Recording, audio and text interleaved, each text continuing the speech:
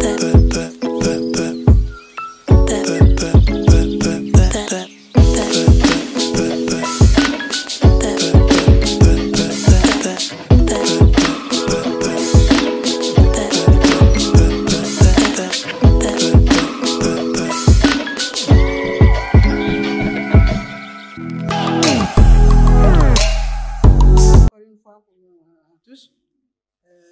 pense que nous allons aborder le sujet sur l'embouche bovine agroécologique. L'embouche bovine, ça va être très rapide. On va juste ramasser comment faire cette embouche-là de façon agroécologique et rentable. Dans l'embouche bovine, ce qui est important, c'est d'abord de savoir qu'est-ce que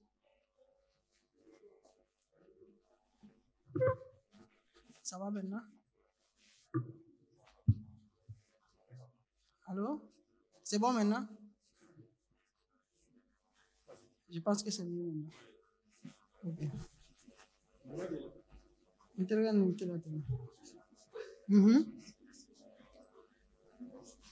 Donc, pour les acteurs du secteur d'embouche bovine, au Mali, aujourd'hui, nous avons besoin de produire de la viande de qualité. Il y a beaucoup de pays, l'Israël,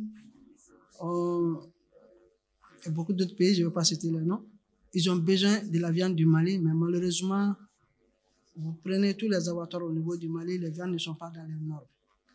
Raison pour laquelle les docteurs vétérinaires se sont organisés aujourd'hui en association pour pouvoir avoir l'ordre et mettre les choses en place. Nous sommes prêts à accompagner les acteurs du secteur pour la production de viande de qualité, pour qu'on puisse exporter de la viande.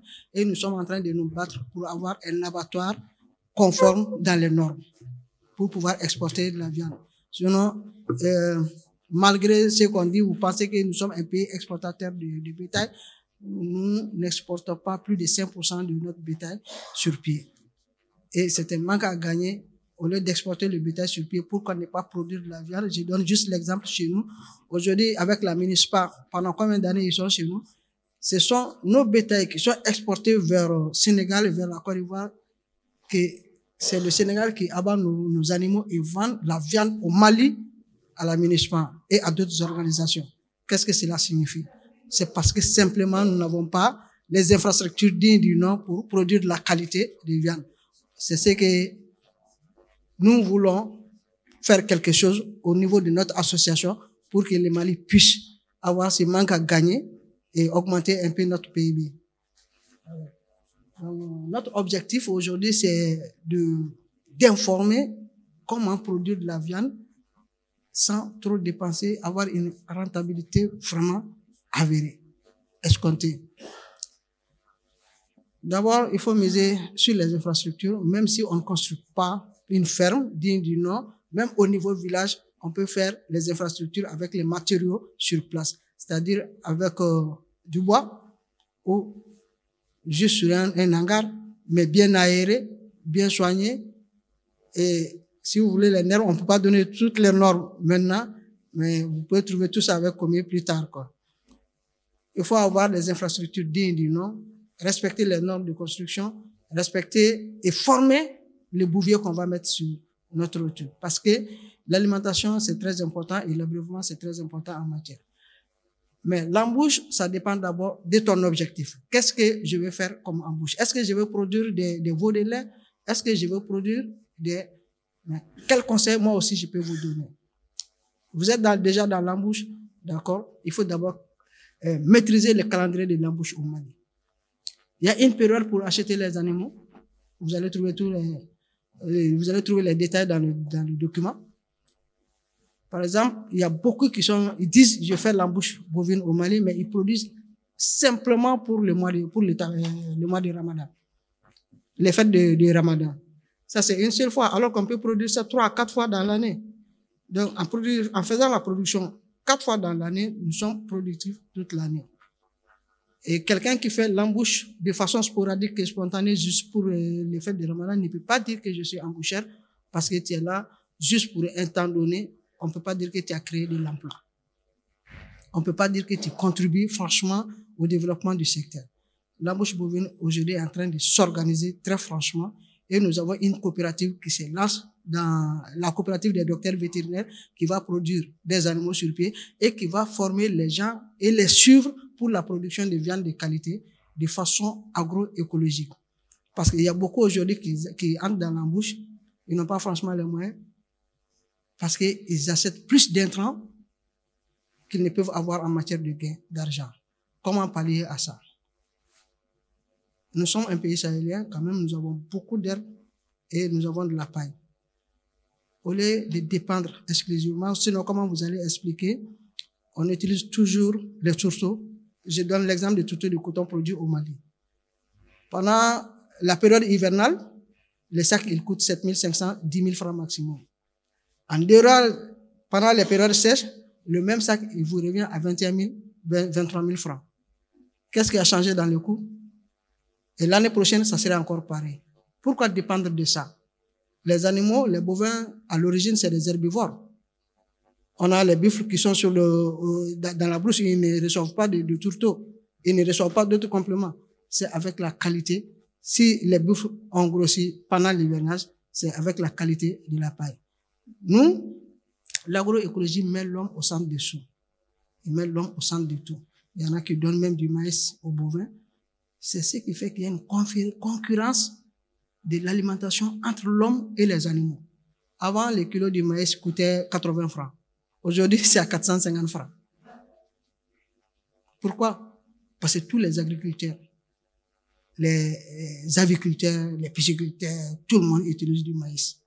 Et il n'y a pas assez de personnes qui s'installent dans la production de maïs intensive. Et on est toujours à la case de départ, ce qui fait que le maïs devient une denrée très précieuse et le coût, il va de soi que ça grimpe. Ce n'est pas toujours lié à la situation politique, non. C'est une question de stratégie sur le marché. Maintenant, comment pallier à cela? Il faut vulgariser les productions de fourrage pour les animaux. Et pour cela, j'ai produit même des fourrages que je voulais vous montrer. Malheureusement, je n'ai pas les images. On est en train de vulgariser des graminées comme l'Andropogon gaianus et aussi des légumineuses comme la dolique et le mukuna, qui ont un très bon rendement et un impact très positif sur la croissance des animaux. Ça, peut-être si vous avez des informations, si vous voulez des informations, on va vous donner des informations pour ces espèces-là qu'il faut cultiver pour pouvoir rentabiliser économiquement son entreprise d'embouche bovine. Ensuite, il faut mettre l'accent sur le choix. Pour le choix des animaux, il faut d'abord étudier le marché. Par exemple, je vais faire ça à Baguineda. Je vais voir quels sont les marchés à bétail aux alentours de Baguineda, au moins 3 à 4 marchés, et je fais une différence entre les prix jusqu'à l'arrivée chez moi. Si le bétail coûte ici à 200 000 francs, plus le coût du transport, je vais voir de l'autre côté à 250 000 francs, mais le coût du transport est le moins cher, et de l'autre côté, je vais à 175 000 francs, et au moins de 200 000 francs. Et tout. Donc, faites une petite étude rapide du marché et voir où est-ce qu'on peut acheter les bovins. Si on veut faire l'embouche bovine, il faut aussi voir l'âge de l'animal. L'âge de l'animal vous-même. Choisissez entre 3 et 4 ans parce que si vous achetez les animaux très jeunes, cela veut dire qu'ils ont besoin de l'aliment pour la croissance et de l'aliment aussi pour grossir. Ça veut dire du coup, la qualité de l'aliment varie en fonction des besoins nutritionnels du sujet en question. Croissance et engraissement. Donc, évitez d'acheter, si vous êtes nouveau, si vous n'avez pas vocation à produire des veaux de lait, évitez les jeunes animaux et les vieux animaux. Donc, achetez entre 3 et 4 ans. Et pour cela, il faudrait-il que vous connaissiez comment déterminer l'âge des bovins. Soit on le fait avec la dentition, soit on le fait avec les cornes. Je pense que les cornes, c'est plus simple pour vous, non? Il faut voir les cernes au niveau des cornes. Pour les bovins, les premières cernes apparaissent à partir de 3 ans. Vous voyez 1, 2, ça veut dire que l'animal a 3 ans ou 4 ans. 5 ans, après 7 cornes, l'animal il est beaucoup plus âgé. Il ne faut pas dépasser les 4 ans quand vous voulez faire l'embouche bovine. Parce que là, ils ont déjà atteint leur croissance, ils ont juste besoin ils ont un besoin pour l'engraissement. Ça, c'est évident. Donc, le coût de l'aliment, du coup, baisse en fonction du besoin. Sinon, il faut aussi choisir les animaux de très bonne conformation. quelles sont les techniques de choix? D'abord, quand vous achetez, il faut voir l'aplomb de l'animal. Est-ce qu'un animal qui est bien droit, les membres, est-ce que c'est bien droit, est-ce que c'est concave, est-ce que c'est convexe? Le dos, l'allure du dos, l'allure de la tête. Est-ce que c'est un animal qui est agressif? N'achetez jamais les animaux agressifs parce que ce serait très difficile pour vous par la suite. Il faut voir la docilité de l'animal, l'âge de l'animal, la conformation de l'animal. Il y a d'autres aspects, vous allez trouver tous les détails dans le truc. Ça, c'est le temps, il presse un peu, on ne peut pas entrer dans les détails. Sinon, ce qui ne peut pas déterminer, s'il n'y a pas de cornes, vous pouvez déterminer par les dents. Les premières dents incisives, ça, il y a les dents en bas, les dents incisives en bas. Les dents de lait, déjà, c'est prominent à partir de 15 jours. Donc, ces dents de lait déterminent longuement l'âge de l'animal. Les premières dents incisives, les deux au milieu là, ça tombe à partir de 1 an et demi. Quand vous voyez que ces dents sont tombées et puis ils ont poussé, ça veut dire que l'animal a au moins 1 an et demi. Les deuxièmes dents à 2 ans, deuxième mitoyenne, première mitoyenne, deuxième mitoyenne à 3 ans, quatrième mitoyenne à 4 ans. Donc, ouvrez la bouche de l'animal. Si toutes ces dents sont à table, ça veut dire que l'animal a dépassé les 5 ans. Il entre dans l'âge des vieux à ce moment. Est-ce que le choix il est clair? Hein? Ouais. Non, un peu technique. Bon, alors contentez-vous des cernes au niveau des... D'accord? Donc, on va choisir les... Vous avez les détails ici. Après, vous pouvez voir clairement. Ne choisissez pas les femelles. Parce qu'il y a plusieurs problèmes liés à ça. Si vous choisissez les femelles, c'est pas facile pour vous de voir que la femelle est gestante de moins de 3 mois. Tant que c'est pas préliminaire, vous ne pouvez pas le savoir, vous ne pouvez pas palper, vous n'êtes pas Dieu pour déterminer comment on appelle, si elle est gestante ou pas, quoi. Or, si vous embauchez à partir de 6 mois, si l'animal même est gestante à partir de 1 mois, 2 mois, cela veut dire quoi? Au bout de 3 mois d'embauche, le fœtus, il a déjà 4 à 5 mois. Est-ce qu'on peut abattre un animal qui est gestante? C'est formellement interdit par la loi. Donc, vous êtes obligé de conserver cette vache-là, acheter d'autres choses. Si vous n'avez pas assez de fonds pour ça, là, c'est une perte.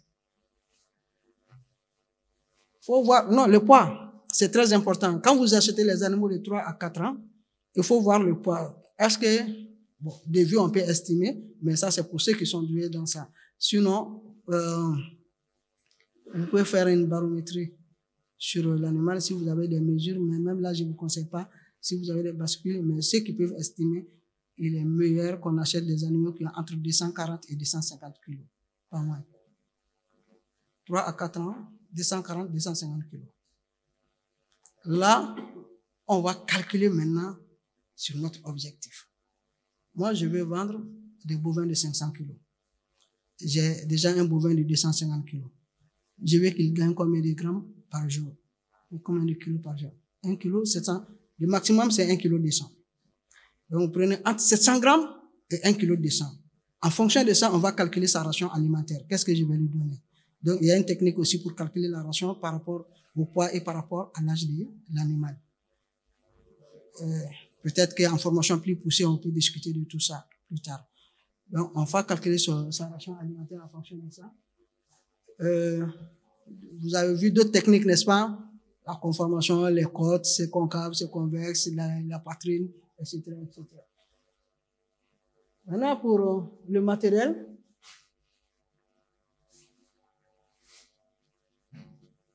et équipement, c'est le matériel normal, c'est les mangeoires, les abreuvoirs, mais chez nous, je vais vous conseiller toujours d'avoir un matériel de transport pour l'aliment, surtout la paille. C'est pas intéressant en embauche bovine d'acheter chaque fois la paille au marché, mais si vous avez votre charrette, il y a le bouvier qui est là, il peut faire la récolte des pailles 3 fois par semaine, avec 20 têtes, ça suffit dans la semaine, 3 fois par semaine suffit largement. Et qu'est-ce que je vais conseiller encore? Ça, c'est d'enrichir cette paille-là en embouche bovine. Au lieu de donner la paille comme ça, comme fourrage, le fourrage, ça veut dire quoi? On remplit le ventre avec, mais l'impact nutritionnel est très petit. Mais en améliorant la paille avec de l'urée ou avec de la mélasse, ou les démélanger plus le sel, vous allez augmenter la digestibilité, mais la qualité nutritionnelle aussi de la paille. Parce que cet enrichissement fait que les éléments perdus par le séchage, quand on dit foin, l'herbe verte, c'est la couleur verte, contient presque toutes les vitamines, la vitamine A, la vitamine B, la vitamine C. Mais une fois que c'est séché, ça perd ses fonctions-là. Mais quand on l'enrichit avec la paille ou avec l'urée, il y a ces éléments qui reviennent dans l'organisme. Et les besoins en azote, vous voyez que les bovins éructent chaque fois. Ils produisent du gaz. On fait même du biogaz avec. Il y a quelqu'un qui faisait du biogaz ici. Je ne sais pas s'il est parti ou pas. Donc, c'est des techniques qu'on doit développer pour produire l'énergie de passage, je l'ai dit. Donc, c'est soit la mélasse, soit l'urée qui fait revenir ces éléments dans la paille. Donc, pour une croissance rapide. Parce que c'est ce qu'on recherche dans l'embouche bovine. Ça, on le fait. On peut produire des graminées, c'est-à-dire l'Anthropogon gaianis. Il y a plusieurs types, surtout ceux qui ont des fermes pour la production. L'Anthropogon gaianis, c'est très, très rentable, très, très productif. Il peut faire 17 tonnes à l'hectare de fourrage. Donc, très suffisant pour l'embouche bovine dans l'année. Et il y a des techniques de découpe de ça. En plus, l'Anthropogon, il est fixateur du sol. Surtout ceux qui sont dans les berges. Je sais qu'il y a des gens qui ont leurs champs aux côtés des fleuves ou des rivières. Il y a l'eau de ruissellement qui peut faire lessiver la terre, donc appauvrir la terre. Quand vous cultivez l'Anthropogon, vous bénéficiez en alimentation du bétail, mais vous êtes en train de restaurer votre sol. Ça, c'est un. Quand vous produisez la dolique ou le mukuna, c'est comme le haricot, pour les animaux très appétants, très riches en matière, très riches en protéines, très riches en vitamines et minéraux. Et aussi, ça donne la restauration du sol, la nutrition du sol. C'est des nutriments pour le sol. Pour les agriculteurs qui sont ici, chaque fois ils mettent le haricot dans le champ, ce n'est pas gratuit. C'est pour enrichir leur sol. Donc, vous avez très peu de matière azotée à apporter au sol. Les matières azotées, c'est quoi? C'est l'urée. On enrichit le sol avec l'urée.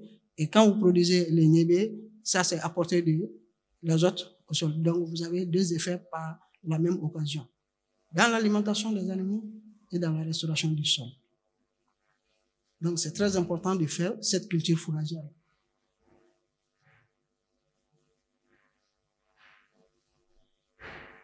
Est-ce qu'on va donner la technique pour l'enrichissement? C'est pas la peine.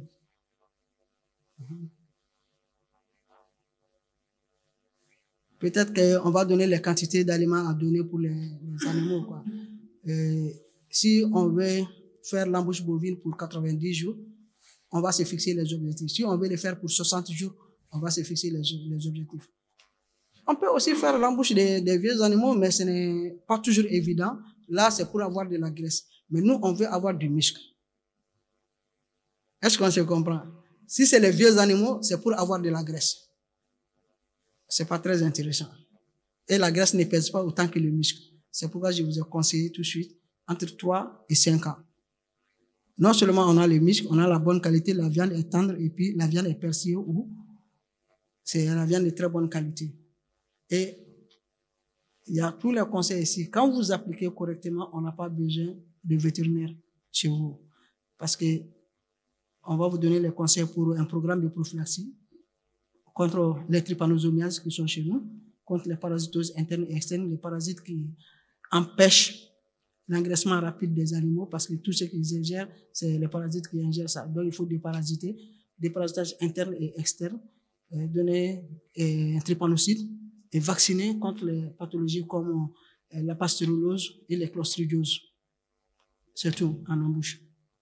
Quand c'est correct, peut-être s'il y a des accidents de travail, les blessures, vous pouvez avoir une petite boîte de pharmacie pour pouvoir traiter ces pathologies-là.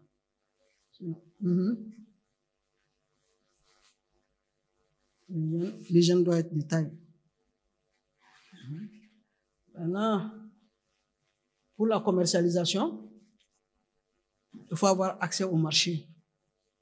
Il faut avoir accès au marché. Ne vous asseyez pas pour dire que je fais l'embauche, les gens voient, ils vont venir. Non, non, il faut démarcher Il y a beaucoup d'abattoirs aujourd'hui qui achètent les animaux bien gras, bien engraissés.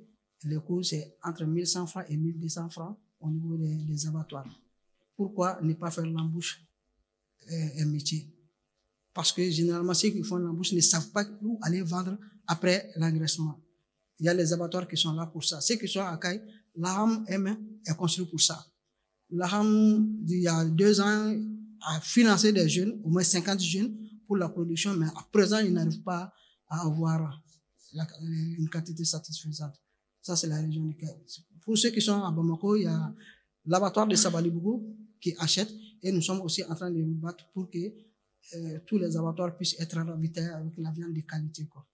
Sinon, nous constatons avec amertume le transport de la viande, le coût de la viande, la qualité de la viande sur le marché. Il y a des viandes qu'on appelle les viandes industrielles qui ne devaient pas normalement être destinées à la consommation. Malheureusement, parce qu'il n'y a pas assez de personnes qui s'investissent dans ça, nous sommes obligés de les masser et de les consommer. Pour la rentabilité économique, je vais juste donner des idées. J'achète 20 bovins à coût de 200 000 francs, tout compris. Le transport, je vais les nourrir. Le gardien, les frais vétérinaires, les médicaments, on met 90 000 francs là-dedans. Supposons que même ça, c'est à 100 000 francs, tout compris.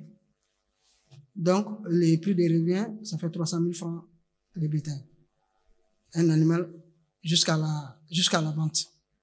Cet animal qu'on a introduit à 250 kg, on va le trouver à 450, 500 kg. Si on doit le vendre à 1000 francs le kilo, on va l'individu à 450 000, 500 000 francs. Ça veut dire que vous avez un minimum de 150 000 francs par tête. Alors, si on arrive à faire 20 têtes, au bout de 3 mois, on a 1 500 000 de bénéfices sur les 20 têtes. Voilà un peu l'embauche. Si vous voulez plus de détails, on peut se contacter en offre. Merci pour votre attention. Bonsoir à tout le monde. Je m'appelle M. Sissoko Djibril. Je suis étudiant en finance en France ici.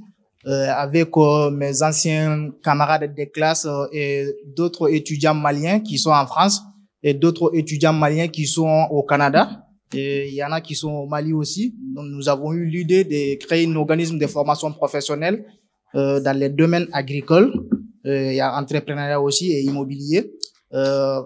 Des étudiants qui ont fait des études dans les domaines agricoles, ils s'occupent de tout ce qui est agricole, des formations sur agricole, comme l'embauche bovine, volaille, pisciculture, etc. Donc, tous ceux qui ont fait la finance et autres, on donne des formations sur tout ce qui est éducation financière, investissement immobilier ou investissement, placement en banque, etc. Donc, je voulais vous présenter ces projets pour peut-être qu'il y a des gens qui sont intéressés soit dans le domaine agricole, comme on est sur un forum d'agricole. Donc, tous ceux qui seront intéressés dans les domaines agricoles, les formations, que ce soit pisciculture, volaille, transformation de certains produits agricoles, etc. Et vous pouvez contacter Banoré CFA. On est implanté à Bamako. Tous ceux qui auront besoin pour une formation dans les domaines agricoles, n'hésitez pas à nous contacter et on est là pour ça. Merci. Au programme de la journée, on remercie encore une fois de plus de votre présence à ce 9e forum de l'INAGRIM. Et nous remercions également la mairie de Montreuil pour son accompagnement constant à l'INAGRIM pour l'organisation de ces forums régulièrement. Et nous remercions également tous les partenaires qui ont accompagné l'INAGRIM, Iri Mali, Orange Monnaie, Africa Télévision, FADEV et la BMS. Le discours de clôture sera donné par le président de l'INAGRIM, Mamadou Komé. Et nous allons, après son discours de clôture, demander à la salle de se rejoindre à nous pour prendre la photo de la fin de ce 9e forum de l'INAGRIM. Et encore une fois, merci à Nakadi et merci à tous les intervenants et merci à tous ceux qui ont effectué le déplacement pour ce forum. On ne change pas une équipe qui gagne. Et ça fait des années et des années qu'on organise ces forums tu l'as toujours animé de main forte. Vraiment, merci, merci beaucoup. C'est aussi la réussite. On le doit à toi aussi. Et donc, je profite de l'occasion pour remercier toute l'équipe Inagrim. Vraiment, qui n'a pas lésé, qui a mis tout en œuvre pour que ce forum soit, parce que ça s'est organisé dans des conditions particulières, pas faciles, parce qu'on a des événements en face de nous. Mais vraiment, l'équipe Inagrim a fait ce qu'il fallait. Merci à vous. Merci pour votre militantisme. Donc, l'Inagrim est Inagrim grâce à vous. Merci pour tout. Et donc, je remercie donc la mairie de Montreuil. La mairie de Montreuil, qu'on ne cessera jamais de remercier, qui nous accompagne depuis des années. La mission diplomatique du Mali en France, je veux dire l'ambassade, le consulat. Et vous les participants, ce forum est ce qu'il est grâce à vous. Vous avez bravé le froid aujourd'hui pour venir nous écouter, pour venir vraiment assister à ce forum-là du début jusqu'à la fin. Et on vous remercie vraiment. On vous remercie pour votre intérêt pour le secteur agricole, pour votre intérêt pour l'Inagrim. Merci vraiment pour tout. Et nous remercions nos partenaires, le camarade de la Cité, le FADEB, Orange Money, la BMS, la Banque Malienne de Solidarité, et Africable, et vraiment la famille Girassi. La famille Girassi, c'est une famille sénégalaise qui, ça fait des années, qui s'occupe vraiment de la partie REPA, vraiment, et qui nous a levé une épine du pied, parce que vraiment, ça constituait un lourd fardeau pour nous. Mais depuis un certain moment, depuis des années, c'est cette famille-là qui vraiment s'occupe du repas. On les remercie, ils sont partis déjà, mais vraiment, ils méritent nos remerciements. Donc, je remercie tous les intervenants. Voilà, donc, Denis Flaché, Aïssata Diakité qui est venue du Mali aussi pour participer. Aïssata a été membre de Inagrim et elle en a parlé aujourd'hui. C'est très gentil à elle d'avoir participé. Je terminerai par Nakani. Avant de terminer avec Nakani, merci camarade Bomo, parce que la technique, c'est très important. Donc, ça fait partie de l'animation et tous les membres de l'Inagrim. Et Mourad, merci. Ça fait des années que Mourad est avec nous, vraiment. Merci beaucoup, merci pour tout. Je terminerai par Nakani Diallo, vraiment. Merci ma sœur, merci pour tout. C'est une consultante bénévole de l'Inagrim. Depuis qu'elle est passée depuis qu'elle est venue ici pour la première fois, il y a de cela 2 ans, et Nakani nous accompagne. On est sur elle là à tout moment. On la demande des conseils, tout. Elle est toujours là pour nous. Et encore, venir jusqu'à nous cette fois-ci pour vraiment, spécialement pour organiser, vraiment, on n'a pas de mots. On n'a pas assez de mots pour le remercier. Merci pour tout, vraiment. Merci. Et merci Touré, parce que vraiment, c'est un militant bénévole qui nous accompagne, qui filme toujours nos événements, qui a toujours vraiment, il est là, tous les événements qu'on a fait, il a tout filmé. Il a toutes les archives. Donc, merci à vous tous. Et vraiment, venez, on va faire une photo de famille pour, pour des souvenirs. Et merci à la famille de Nakani qui l'a accompagné, qui l'a encouragé. Merci et à la prochaine fois.